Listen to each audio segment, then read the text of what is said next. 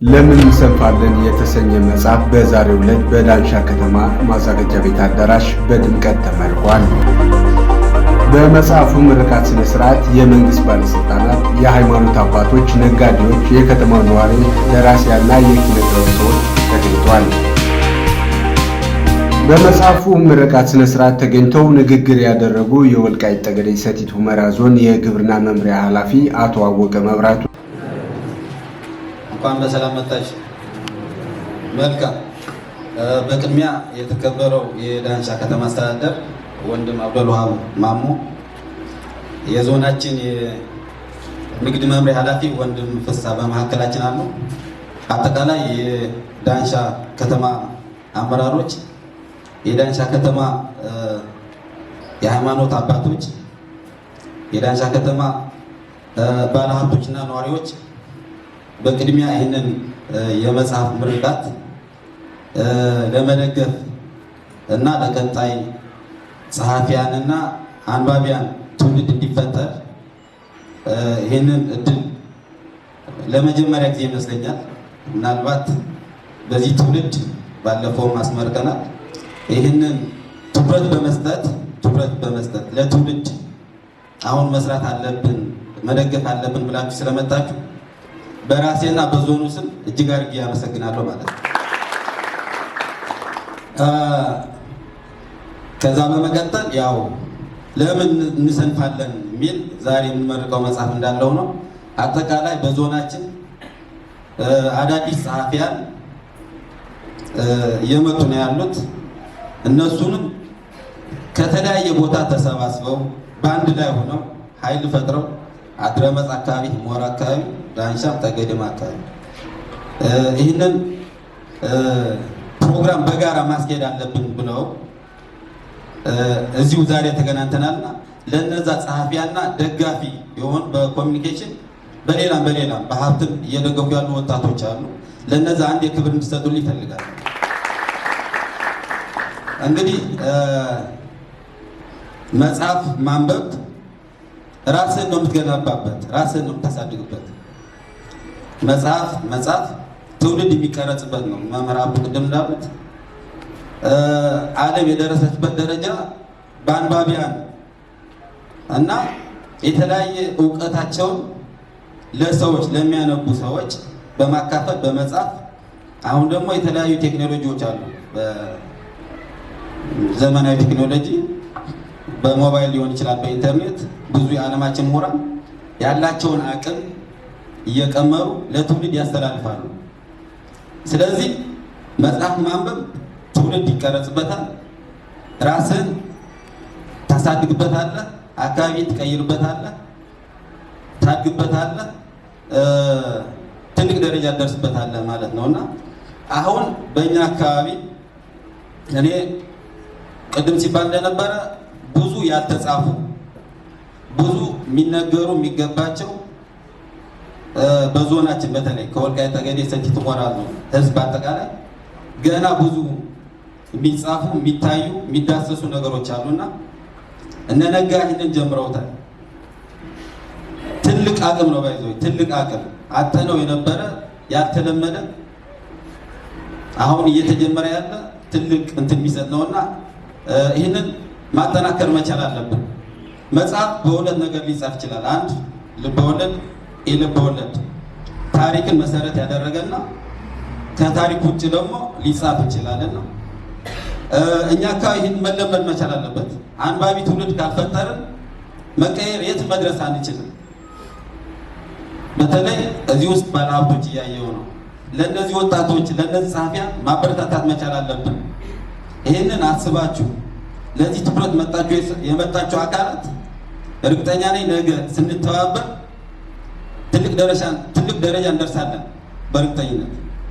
ስለዚህ ለማሳጠር ያክል ግልጽ ነው መጽሐፍ ለምን እንደሚያስፈልግ። መጽሐፍ የማያነብና ባዶ ቤት አንድ ናቸው። ቆንጆ ቤት ተሰርቶ ውስጡ ባዶ ከሆነ እና መጽሐፍ የማያነብ እና የማይከታተል ሰው አንድ ነው ይላል። ጸሐፊዎች እንደዛ ይላሉና ከዚህ መውጣት መቻል አለብን። ሳትማሩ ያስተማራችሁን ወላጆቻችን እኛ ልጆቻችን እንዲማሩ እንዲያነቡ ማድረግ መቻል አለብን። ትላንት ሳይማሩ ያስተማሩን ዛሬ የኛ ውጤት እያዩ ነው። የነነጋ ደጀን እና የሌሎች ወንድሞች ጸሐፊያን ውጤት እያዩ ነው። ለምን እንሰንፋለን የሚለው ራሱ እኔ አርዕስቱ ገርሞኛል። ነጋ ይህን ሀሳብ እንዴት እንዳመጣው መጽሐፍ ተጽፏል። አርዕስት መስጠት ደግሞ በጣም ከባድ ነው። ለምን እንሰንፋለን? በየቤታችን ውስጣችንን ነው የሚያንኳኳ። መጽሐፉን ሳላነበው እኔ ለምን እንሰንፋለን የሚለው ሁላችን የምናስበው ነውና እንግዲህ በብዙ ትርጉም ሊሰጠው ይችላል። ለምን እንሰንፋለን ውስጡ ስናየው የሚወስደን ከመነሻው መዳረሻው ሌላ መጽሐፍ ይኖራል ብዬ ስለማስብ ነው። ስለዚህ እኔ ነጋን ከዚህ የበለጠ ነገም ጠንክሮ እንዲሰራ ብርታት እንዲሆነው የዳንሻ ህዝብ፣ የሀገር ሽማግሌዎች፣ የሃይማኖት አባቶች፣ እዚህ ያለን ምሁራን፣ አመራሮች ድጋፋችን በደረጃ መቀጠል መቻል አለበት ብዬ አስባለሁ። እንግዲህ መጽሐፉ የሚመርቁ ሽማግሌዎች ይኖራሉ። በነዛ ደረጃ ቢሆን ብዬ አስባለሁ። ሀሳብ እንዳላበዛ ነው። እዚህ በቃኛል። እጅግ አድርጌ አመሰግናለሁ። እና የዳንሻ ከተማ ከንቲባ መምህር አብዱልዋሃብ ማሞ እንደገለጹት ያው እንግዲህ እድል ከተሰጠኝ የተከበራችሁ የዞን አመራሮች፣ የተከበራችሁ የሃይማኖት አባቶች፣ የተከበራችሁ ወጣቶች እና ሴቶች እንዲሁም አጠቃላይ በዚህ የመጽሐፍት ምረቃን ታድማችሁ በዚህ ከተማ አስተዳደር አዳራሽ ስለተገኛችሁ እንኳን ደስ አላችሁ፣ እንኳን ደስ አለን። ወንድማችን ነጋ ደጀን ለምን እንሰንፋለን የሚል መጽሐፍ ደርሶ ኦልሬዲ ወደዚህ አድርሶናል። እጅግ እናመሰግናለን ማለት ፈልጋለሁ። በመቀጠል ምናልባት መጽሐፍት ብዙ ጥቅም እንዳላቸው ይታወቃል። ማህበራዊ ጥቅም አላቸው፣ ፖለቲካዊ ጥቅም አላቸው። የሰው ልጅ የሚያነብ ሰው ከተገኘ ብዙ ነገር ያስተካክላሉ እና መጽሐፍቶች ወንድማችን እዚህ የተገኛቸው አካላት ይሄ መጽሐፍ በማንበብ በማስተካከል በመደገፍ ደረጃ በዚህ መጽሐፍ ታጥሮ እንዳይቀር ለቀጣይ ከፍተኛ የሆነ የኛ ድጋፍ ያስፈልገዋል ማለት ፈልጋለሁ። በአሁኑ ሰዓት በወልቃይት ጠገዴ ሰቲት ሁመራ ዞን ማህበራዊ ፖለቲካዊ ሁኔታዎች የሚዳስሱ መጽሐፍ በወልቃይት ጠገዴ ልጆች እየተጻፉ እንዳሉ በማስታወስ በአቶ ነጋ ደጀኔ የተጻፈው ለምን እንሰንፋለን መጽሐፍ ትውልድ ለመቅረጽና ራስን ለመገንባት ትልቅ አስተዋጽኦ አለው ብለዋል። አያይዘውም በወልቃይት ጠገዴ ብዙ ያልተጻፉ ነገሮች እንዳሉና አሁን የሚጻፉ ያሉ መጽሐፍ ለወደፊት ለሚጻፉ መጽሐፍት ፈርቀዳጅ መሆናቸውን አስረድተዋል። በመጀመሪያ ወደ መጽሐፍ የምርቃት ጥሪ ተደርጎላችሁ የኔ ምርቃት ለማድመቅ አክብራችሁ የመጣችሁ የዞን አመራሮች፣ የዳንሻ ከተማ አስተዳደር አመራሮች እና ሲቪል ሰርቫንት፣ የዳንሻ ከተማ አስተዳደር ነጋዴዎች እና ባለሀብቶች፣ የሃይማኖት አባቶች፣ አጠቃላይ ነዋሪዎች እጅግ በጣም አመሰግናችኋለሁ። እንደዚህ አክብራችሁ ስትመጡ እኔም ያለኝ ተስፋ ከዚህ በላይ ብዙ ነገር እንድሰራ የሚያበረታታኝ ነውና እጅግ በእናንተ ኮርቻለሁ። በድጋሚ በጣም አመሰግናለሁ። በመቀጠል ይህ መጽሐፍ ስጽፍ ያለሁበት ስራ ትንሽ ሰፋ ያለ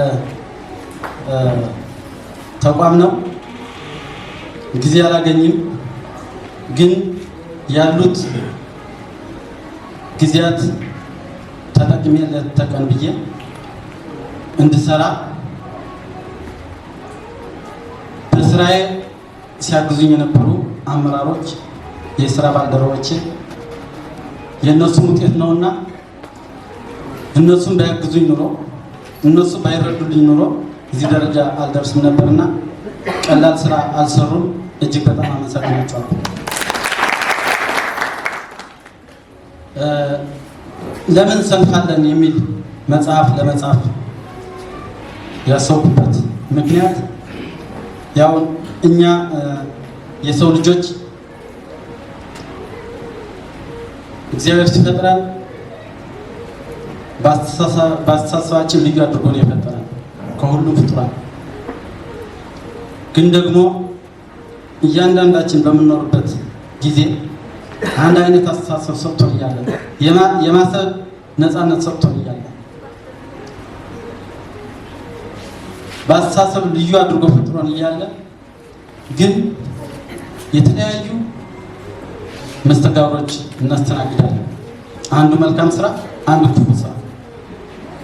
መልካም ስራ መልካም ነው፣ ክፉ ስራ ክፉ ነው። ለምን ክፉ ይሆናል ሰው? በመጽሐፉ ርዕሶች እያንዳንዱ የውስጣችን ስንፍናዎች የሚያሳይ ነው። አንድ ሰው